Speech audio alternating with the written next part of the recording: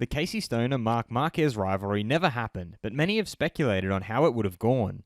It almost came to fruition as Stoner, while still in his prime, retired at the end of 2012, and Marc Marquez made his MotoGP debut the very next year, replacing Stoner himself. I'm your host, Dillon Shelley, and first up on Moto World, how Casey Stoner messed up Honda's chances of forming a super team.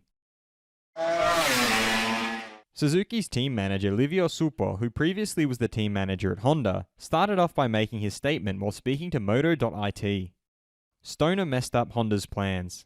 We thought he was going to ride with us for a few years. The idea was to form a Marquez-Stoner team. He then divulged a few details on how close they came to forming such a team. At Jerez in 2012, Nakamoto made him an offer that we thought was essential from an economic point of view. It was really a lot of money, but he said no.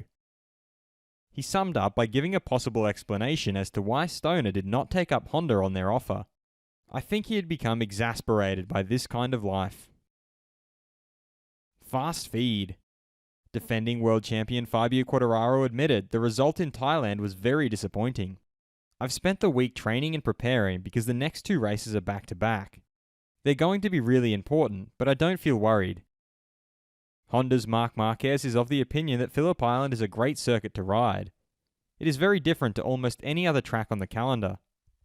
I've had a lot of memorable races there, and it's almost always a nice battle, especially in the first laps. KTM's Miguel Oliveira doesn't know why he's so fast in the wet. I think I've learned to understand how to stay on the limit without making mistakes. This leaves room to go fast in these conditions. Pramac rider and former Moto3 world champion Jorge Martin explained that winning the title outside of Europe is a bit surreal, no doubt. The feeling of winning a world title is incredible, no matter where it is. Whether in Malaysia or China, it's unbelievable. Muni VR46 rider Marco Bezzecchi is having a lot of fun riding his bike in the closing stages of this season. Compared to the other categories with the MotoGP, Phillip Island will be a whole other dimension. And for Tech 3's Remy Gardner, racing here in Australia on a MotoGP bike is a childhood dream.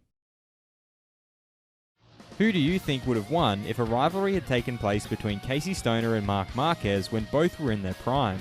Head over to my community page to vote in the poll and let me know what you think in the comments.